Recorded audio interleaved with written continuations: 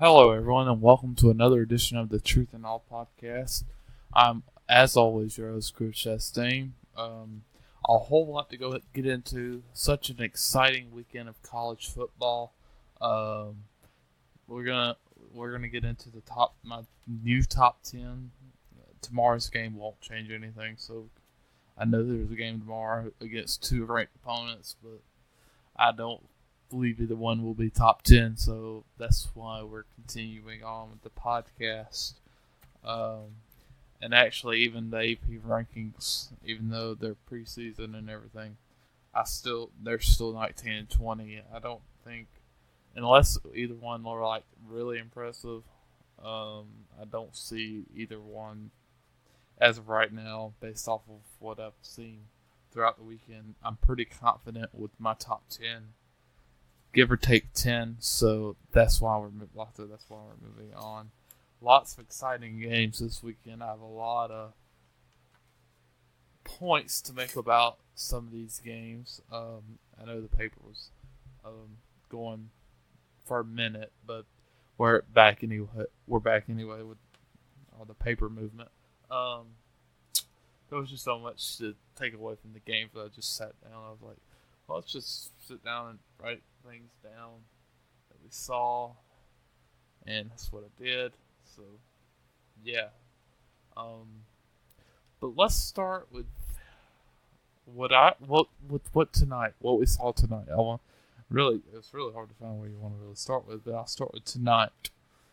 Monday night football, or Sunday night football. Miami, LSU. I have to be honest with you. I expected more out of Miami tonight. I figured they would get beat. I predicted that they would get beat by LSU in an upset, just because I liked LSU's defensive line a lot. Last year going into this season, they didn't lose that many pieces, but I did not expect Miami's offensive line to play so poorly. This was just awful. I don't have the stats right on with me, but I'm not. Now, Rozier did not play that well. No, he did not. But he got sacked 4 times. That's a lot of sacks. That's a lot of sacks compared to, I would say, 2 would be probably where he should have been at. Because we did see where the Miami's offensive line, we knew it wasn't going to be as good, or at least some of us knew we should have known it wasn't as good, or it wasn't going to be good. Excuse me, but it was just awful tonight, and that's why they lost. Really, poor offensive line play. You look at their, they really didn't have any type of running game. I'm pulling up these stats on yardage now. 38 yards by DJ Dallas, 30 yards by Travis Homer. Now, granted, I did not expect that much in the running game, just because of LSU's defensive line is just so good. It's probably a top 3 in the SEC, and maybe top 5 in the nation. It's that good, and it impressed me tonight. Kind of what I've expected in a way, but those are really 3 reasons why. And then you get to Malik Rozier, however you say it. They said it on the broadcast tonight, but he did not play that well. He don't even need to go by stats, but just so you'll know the stats, if you didn't watch the game, 15 of 35 for 1 touchdown and 2 interceptions. That's horrible. That is horrible, even considering the offensive line play. He looked like a freshman tonight. He really did, and I expected, even going against this LSU defense, I expected better. I mean, that's just it up for me. Now let's go on to the LSU side, because I wasn't that offensively. First half played great. But this is what we see out of LSU teams over years, over the past 2 years since Ed Orgeron's taken over for LSU. We've seen offense. They can play a great game, but the next game they may be terrible. But in this instance, we saw a great first half, but they only scored 6 points in the second half of this game, which has got to be scary. And that is one reason why I did not put them. I almost put them in my top 10. I really did. But in the first half, if the game ended at the first half, they would have been at 10 and on my top 10. But they're not. They lost. They won, but they lost the second half pretty badly, considering that Miami did have a chance in the end. Had a couple chances. Had a chance at halftime. Special teams messed that up and possibly messed up them even having a better chance, because I think beyond the 50, because they would have had good field position, Miami would have. I think in the end, they would have had a better chance, because, like I said, if they hadn't messed up on those two critical special teams plays, the running into the kicker, which that one was kind of questionable, but the leaping, that was stupid. That was undisciplined. I didn't get it. So that was really, if you had to go to one play, I think that would be the play that we look back at, or look at that drive would be the one we'd look back at and say, you kind of lost it on that play. You were down 27-3 at that point in time. You could have gotten a field goal at least, pulled it within 2 touchdowns to make it at least realistically, or more realistic, because the way Miami was playing, 2 touchdowns and 2-point conversions was unlikely. It was possible. I did say on Twitter that it was possible at about the 7-minute mark. It was possible if they got a touchdown in the 2-point conversion, left about 4.5 minutes left. Had 2 timeouts, so they would have got the ball at 2 minutes left. So realistically, it was possible. It just didn't happen. So I mean, that's really where I'm at with this game, and just offensively, Miami's got some major improvements to make if they're gonna. Now the Coastal's not as hard to win. It's really a fight between Miami, Virginia Tech, and Pittsburgh. Maybe Pittsburgh wins 8 games, but they're still in a pretty good position to win the Coastal. But college football playoff hopes are basically dwindled away. They can't make the college football playoff, even if they went out. I don't think. I mean, maybe if they won out, but you'd have to win every single game, and some of these games would have to be convincingly. Like the next 4 games, they're going to win. No doubt in my mind that they'll win the next 4. But got FSU, must win. Got to win out. Just what you got to do. I mean, and now this is the one team that Miami, I understand them having to win out. But just because their schedule is so poor, it's nobody. I mean, FSU, Virginia Tech. So that's really where I'm at with Miami at this point. They're basically done, even with the chance to win the college football playoff or to go to the college football playoff. It's just not going to happen realistically. It's realistically unlikely. I could see a 2-loss team going in with a very good, tough schedule that did not win their conference championship over Miami winning a conference championship. That's the point where I'm at with that point on Miami. As for LSU, great win, great start versus a top 10 team. AP poll Maybe they're not as good. It's preseason poll, but nonetheless, it was a ranked opponent. Still a good win. I mean, no doubt in my mind about that. They'll have more chances to prove themselves. They got one tough schedule. If they can win 11 games, they could end up being. I mean, come week 10, 11, they could be ranked number one if they can beat Alabama. I mean, it could get that serious. I don't know if they beat Georgia, Mississippi State, both, but probably one. But I'm just saying that they have high potential at this point. Looking very sharp. I mean, looking very good for LSU if they can get some good wins. They're on a good start. Let's just say that. One game now. I think that was a very interesting game as far as what potential it had and what it showed us.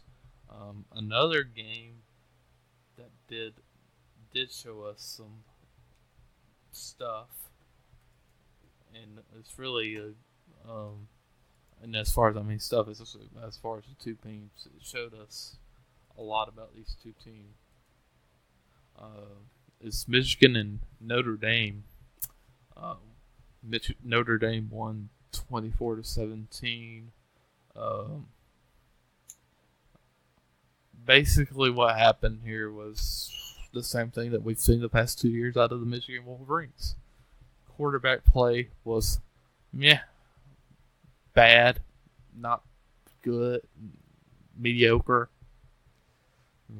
at best. I don't even know if mediocre is a good term. I just don't think Notre Dame's defense is that good. They're not like the number one defense, and Shea Patterson of course, he's the transfer from Ole Miss.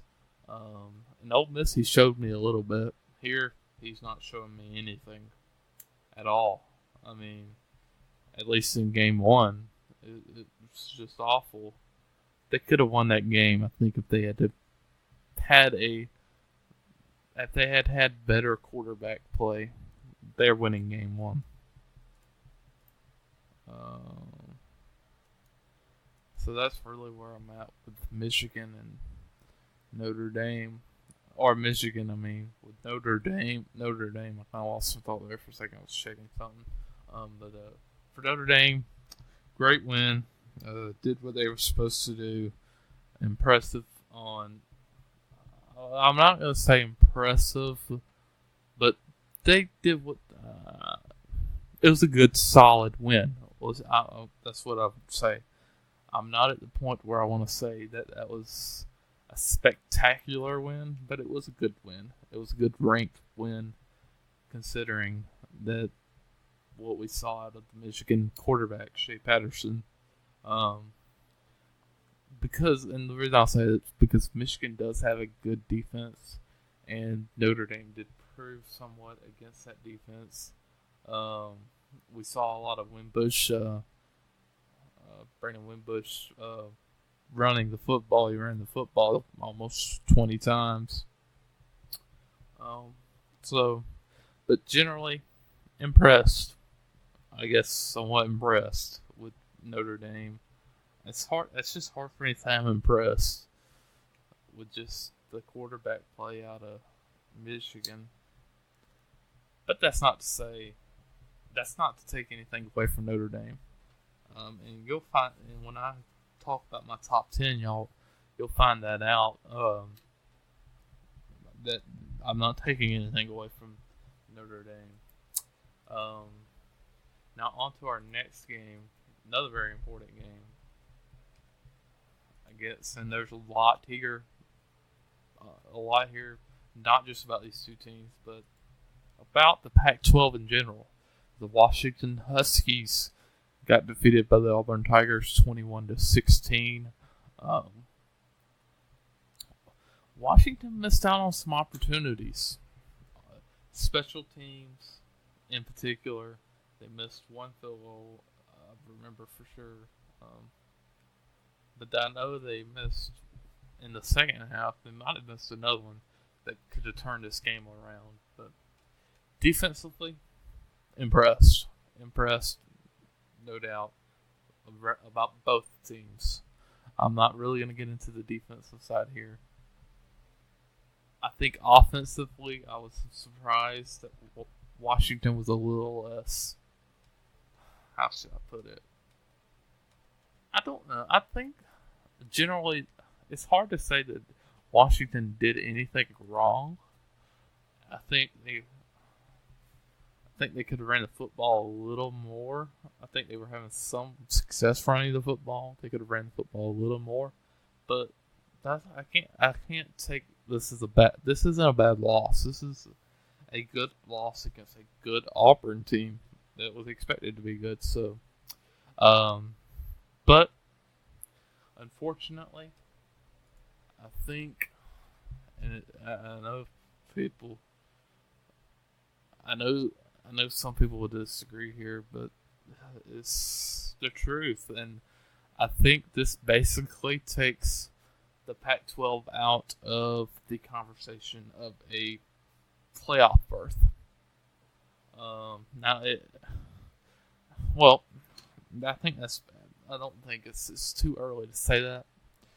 I think this diminishes the chances the Pac-12 has of making the playoff. If it were at 70% before the game, I go by percentages. Sometimes I'm a percentages person. It dropped down to 30. I think it dropped that low. I think it dropped down to 30. It's not none. I think there's potential if Washington wins small 10 games, 11 games, if they win out, or if they win close to out, maybe they lose. I think there's two potentials here. Either Washington wins out and wins the Pac-12 North and the Pac-12. I think they have some potential depending on who comes out of the South and where they're ranked and how good they are. Because I'm not good signs coming out of the South either. I think that if they could win out, that they'd have a chance to finish and get in. The other things are, that's one possibility. Two would be, and like me and Eric were talking about this the other day, Utah is going to be a pretty good team in the Pac-12. If they could possibly win out or only lose one game, there's potential there because they have Washington, they have Stanford, they have USC as of right now. This is all stands as of right now. Things change. As it stands right now, they have Washington ranked, Stanford ranked. They still play Stanford. They play USC. They play Oregon. They play, and it's hard to say a tough. I don't know what UCLA is going to be. Arizona State looks like they might be good. I'm not sure yet. They played UTSA the other day, so I can't say for sure. Colorado, BYU, who just beat Arizona. Maybe they end up being ranked, possibly. Utah has potential. I have to admit it. They have some potential to, if they can somehow win 11 games. I don't think 10 cuts it, but 11 games and they win the Pac-12. I think they got potential. I think they really do have a chance. They may have a better chance than Washington does. I'm serious about that too, because Washington only plays two more ranked teams as it stands. So as of right now, this is why it's way too early to talk playoffs. In a way, it's because so many teams may change rankings, may not be ranked. But we thought I have to emphasize because it'll be misunderstood. I know it will. As it stands, Utah, I think, winning out has a better chance than Washington winning out to make the playoffs. I'm not saying Washington Washington probably has a better chance of winning out than Utah does, but gotta make a case. I think I can make a case for Utah. Even losing one game, I just don't know if they're that. I just don't know if they're that good yet. And also another team that has potential too is Colorado. I mean, all these South teams I think have potential. I don't think North. I think Washington was the only team, but a few of these South teams, Utah, Arizona, that ain't gonna happen. I think they already lost their chance. BYU's not a good loss as it stands. So yeah, that's where I stand with that game. Good game though, but generally a good game. Some other side notes that I wanted to talk about some other games, and then we'll get into our top 10. I'll talk about why and all that once we get there. I thought that I'm going to go to my next team. And y'all might be surprised where I have them, but you may not be. You shouldn't be, but you may be. Oklahoma Sooners beating the Florida Atlantic Owls 63-14. I watched most of that game. That was impressive. I was impressed with how good Kyle Murray was and how good that Oklahoma offense was. Kyle Murray did not miss that many throws, 2 or 3. And granted, he only played a half, but I thought this was a legit Florida Atlantic offense. I thought it was. And maybe it's not. Maybe it still is. Maybe Oklahoma's defense is that good, and that's where I'm leaning. Is Oklahoma's defense more proven? It looks like they're going to be fine after Baker Mayfield leaving to the NFL. Rodney Anderson only 5 on 5 rushes had 100 yards. He was out pretty early. Just a good showing. I was impressed showing out of Oklahoma, and quite frankly, like I said, you'll be surprised where I have them. I'm pretty sure some people will be. Like I said, I'm not. Some shouldn't. I mean, you shouldn't be. I don't think. Maybe you should be. I can't say not, but I don't know. Like I said, that's where I'm at with it. With Oklahoma. Other teams. I think the next team that we need to talk about is Ohio State. And maybe doesn't have as much meaning as I'm making it out to be. We'll see. And, offensively, Ohio State, I know they scored 77, but they did allow Oregon State. That's possibly that is one of the worst Power 5 conference schools. There's a few worse. Kansas, who just lost to some FCS school. That was embarrassing for the Power 5 as a whole. I won't say that, but for the conference, the Big 12, that was pretty pathetic performance. But nonetheless, that wasn't defensively. I was not that impressed in Ohio State, and it ends up being meaningless. Yes, Ohio State dominated, so offensively it won't matter if it came down to it. But it is something to watch out for. I just want you to watch out for that Ohio State defense. I don't think, unfortunately, Urban Meyer's suspension. Well, I won't say unfortunately. I mean, it won't matter if it's coaching because Urban Meyer only got suspended 3 games. I mean, he's only going to miss TCU game. I mean, that's really the only game he's missing, guys. It's really a 1-game suspension. That's what it really is, because they're going to beat the Rutgers by 35 points at least. So meaningless. He's missing 1 meaningful game. Just sad. It's sad. You might as well just suspended him the first game. But whatever. We talked about that the other day, so I'm going to move on. Next team I want to talk about is Clemson.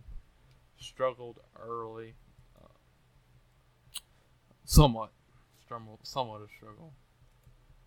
It took them a while to get going. Maybe that's the case. In the end, it was 48-7, and the score was a blowout. But I would say that that offense looked a little concerning in the first quarter. And like I said, it could have been just getting going because they did turn out, and it did end up being a blowout, as everybody, including myself, would have expected. But I mean, it's just something. I mean, that's another thing I would watch out for in the upcoming weeks. Kyle Bryant, I still think he's good. I still think he's fine. I think he's fine. Or Kelly Bryant, excuse me. I think he'll be fine in the end. We'll want to see the progress in the next few games. The defense was just the only reason I would say a slow start against the FCS school is scary. I don't care if you're playing your first game or your 12th game. Playing an FCS score and only scoring 7 points as a top 5 team, to me that's scary. That's concerning. That is a bit concerning, considering what Alabama did against a FBS decent school, blowing out Louisville 51-14. And I hate to be this way, but it's kind of what was expected out of Alabama. You expect those kind of blowouts, even against decent FBS schools. I know Nick Saban got a little even, which is a good thing. I'd say it's a good thing.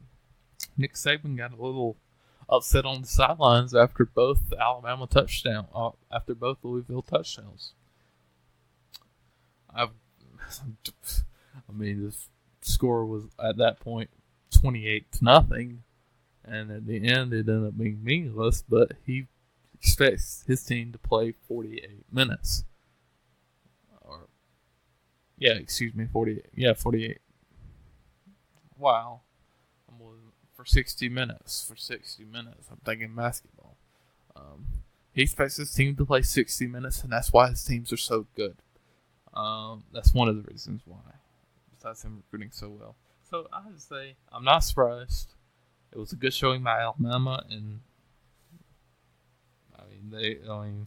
really not too much to say.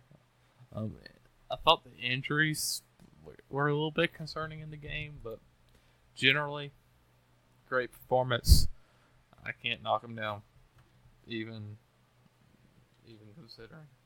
The next team I want to talk about is Penn State. Penn State. Wow, that was close. That was a close game. 45-38. They barely beat Appalachian State in overtime. Similar to what Georgia did a few years ago. If you remember, they went into overtime against Appalachian State.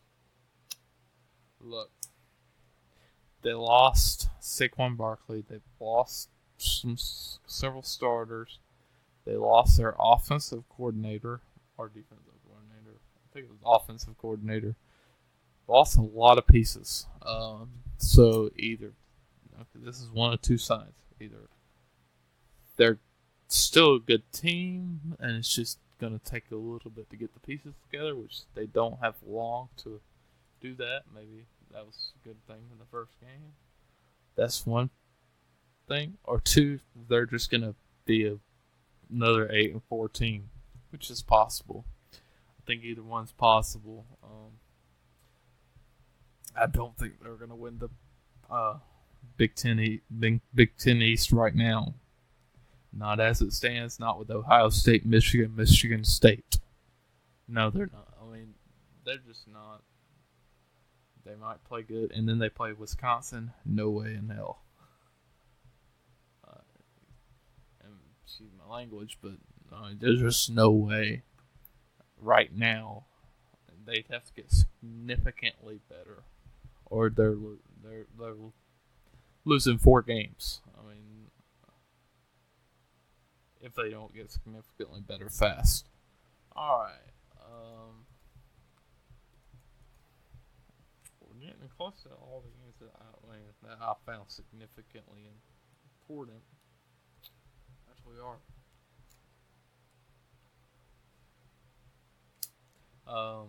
So lots of good games happened.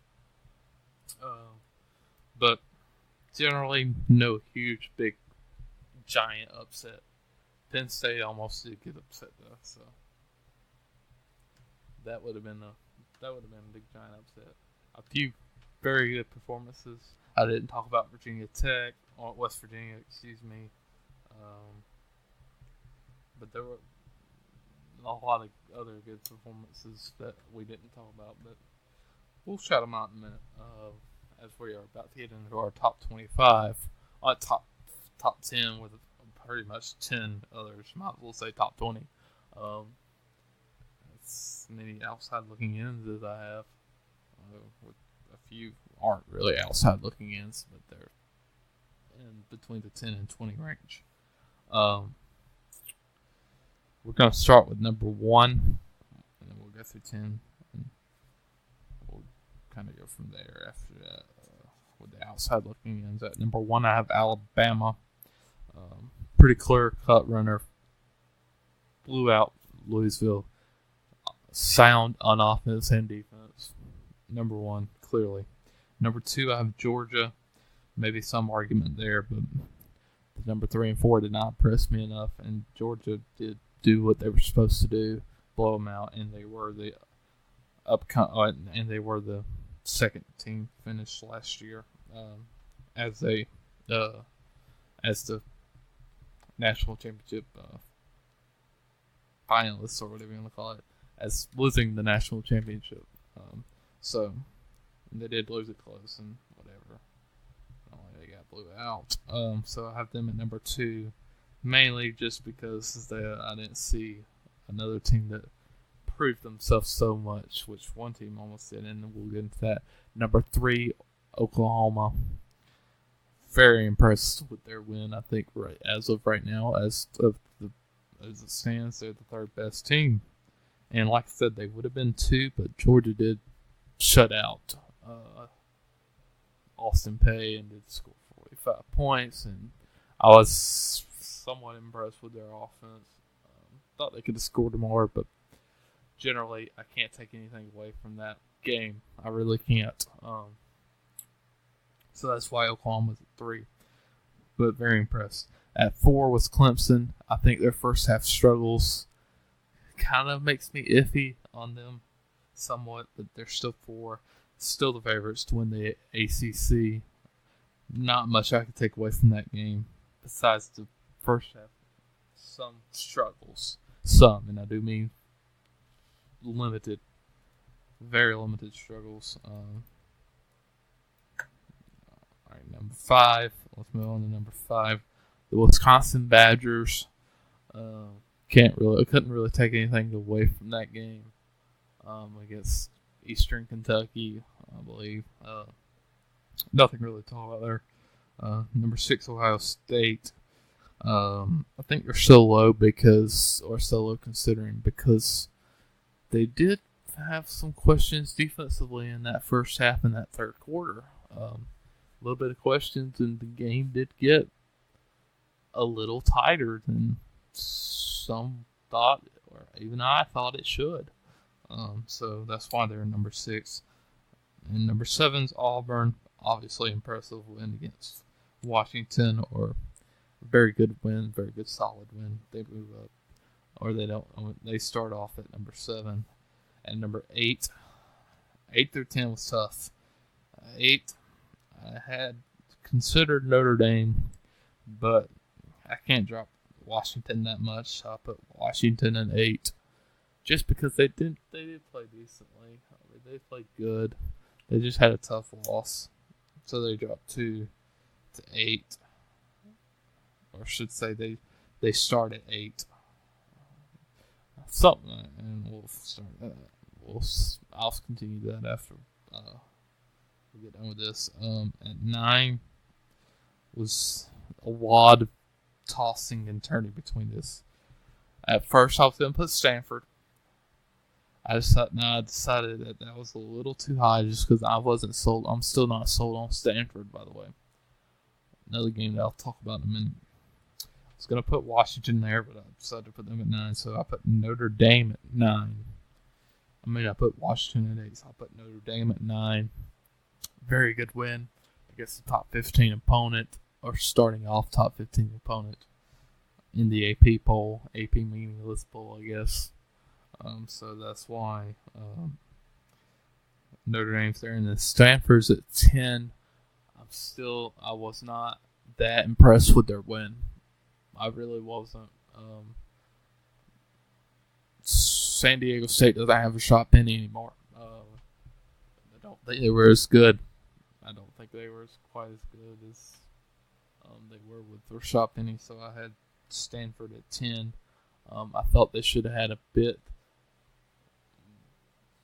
Well, I shouldn't say a bit more of a blowout, but I thought that first half was kind of shaky. I actually thought there was a chance San Diego State had a chance to win that game going into that third quarter, so that's why Stanford's at 10.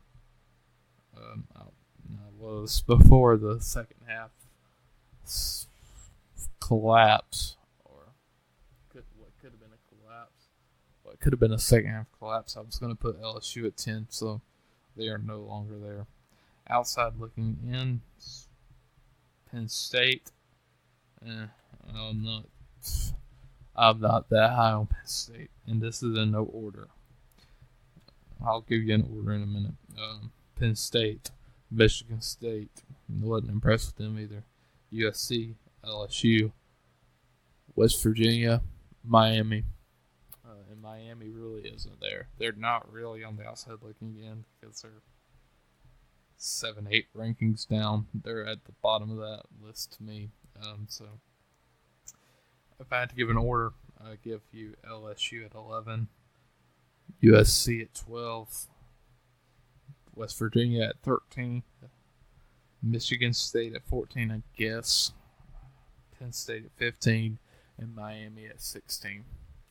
And there could be some other teams that are ahead of Miami. I was not that impressed with Miami, honestly. And it could change. LSU's defense was so good. I know. But they could be outside of the top 20 if I consider some other teams like UCF blew their opponent out. UConn, as they should have. They're a contender for top 20 for sure. And a few other teams that I didn't name. Not Michigan necessarily, but a few others. I mean, there's some others. And then we found. Oh yeah, let's get into those last other games. We found out that number 23 Texas is not back to dominance, as they lost to the Maryland Terrapins, 34-29. I'm sorry, but if you lose to Maryland, you're not back. And when we say back, we don't mean that you're just a 9-3 team. We're talking 11-1 championship contending team. They're not back, guys. They're not back. They wasn't back last year. They're not back this year. Or I don't think they'll be back this year. I don't think they'll win 11 games. I don't think they're winning out. But you can come back and correct me if I'm wrong. But I'm gonna basically say I guarantee you they're not back this season. But anyway, they did lose, and then Stanford was somewhat shaky, especially at halftime, because, like I said, I was not sure at halftime that Stanford was going to win. I really wasn't. It was, at the end of the first, it was 7-0. And then Stanford did score 8 or 9 or 9 or 10 in the second quarter, and then it kind of went on from there. At 10-9 in the third quarter was when I was honestly thought San Diego State was going to win the game, or had a great chance to win the game. Defensively, Stanford was okay, I guess. Um, shut it down in the fourth quarter. Shut the San Diego State offense down in the fourth quarter, but you got to shut it down in all four quarters, and they did for the most part. But I think you can't overlook the yards because I do think Stanford did get a little lucky on some of these plays. So that's why I'm saying I'm not that sold on Stanford yet. Maybe I will. Maybe I will be in 3 weeks, or 2 weeks, or 3 weeks, or 4 weeks. I don't know. But those are my thoughts on the games this weekend and where the teams stand. And I would say the SEC is still going to be favored to get 2 teams in after week 1, at least. It's just so hard to talk about college football playoff, and I know people want to hear about it. So right now I have SEC with 2 teams, ACC with 1 team, and the Big 12 with 1 team. I think Alabama and Georgia should be favored to get in again as of right now. Maybe Auburn. I don't know. I would say Georgia, though, right now. Just because I just can't say otherwise yet. Just because I haven't seen enough out of Georgia yet. So, yeah, that was, as far as our college football stuff, that was it. I had a great time I had a great time talking about college football. Very fun sport to talk about. Lots of stuff to get into. You got rankings. We got things we saw in the game. Just a fun time. So now let's kind of quickly, since I won't have a chance to talk about this before the game, Thursday night football, Falcons-Eagles. Eagles are favored to win the game, but I think Nick Foles is going to start, and that's why I'm going to say the Falcons win 27-23. Well, no, I'll go 20-17. I'll go 20-17. Close game. But I just don't think the Eagles, between injuries and Nick Foles and Carson Wentz, Nick Foles didn't look that great. I thought the offensive line was still more intact and good and all, but I have to take the Falcons 20-17. I'm more sold on the Falcons. The Falcons are on the up right now, and the Eagles are on the down, and that's really why I'm taking the Falcons. And I think even if the Eagles were at full strength, I think the Falcons. I think we could go back and take great consideration into that game last year, or this game earlier. Well, technically it was earlier this year, in the playoffs. And you have to look at that, and I would still say the Falcons win, just because I think offensively they're going to be considerably better than they were in that game last year. I think, given all this time that Steve Sarkisian has had to get rolling with the offense, help with Matt Ryan and all of that stuff. Because you have to say they only lost 15-10. And because they have chances to win that game. I think they're better than that this year. And I think as much better as they are offensively with the second year of Steve Sarkisian, that's why I'm taking Falcons 20-17, barely over the Eagles. So yeah, I mean that's really it. And actually, while we're at it, let's see if there's any. I need to check the schedule for week 2 college football.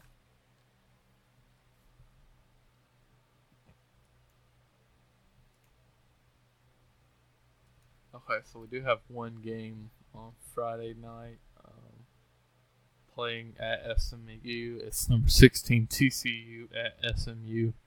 I'm taking TCU, obviously, probably about 20 or 30. Nothing to really talk about there. They should win that game convincingly. So, great weekend, first weekend of college football. Very exciting. I'm excited. was so excited to get ready. I couldn't wait to record this podcast. It just had to be done tonight. It just had to be. I could not wait. I'm just so excited for the first week of college football to get ready to talk about it. And unfortunately, let's talk about fantasy real quick. I do have one college football fantasy team. Unfortunately, lost because Rozier did not perform, and the Miami offense did not perform up to my expectations, or anybody's expectations, I guess, considering. So yeah, that's why I'm saying that whatever I was talking about. That's bad. So yeah.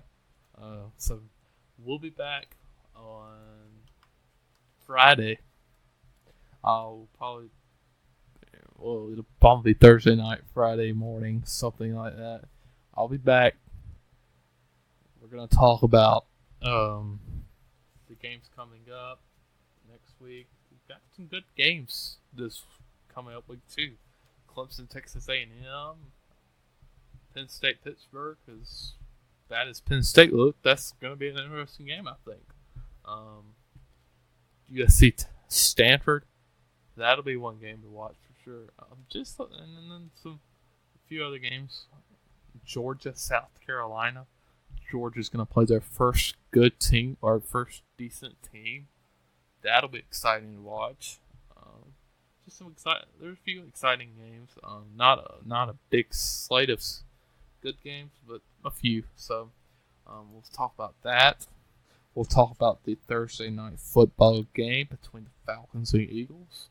We'll see if the Falcons perform to their expectations that I think I maybe not set, but the games or to what I think they will do. Hopefully they do. And then we'll talk about we may talk if there's an AP poll out this week. We'll talk about it and we'll go from there. Yeah, compare it to mine. So fun stuff coming up. Fun tonight. I will talk to you guys again on Thursday and Friday. Something like that. So, till then, peace out. See you guys later. Oh, you can follow the podcast at Truth and All Pod, or you can follow me at ChrisC_01. Let's get it. See you guys next week. Exciting stuff.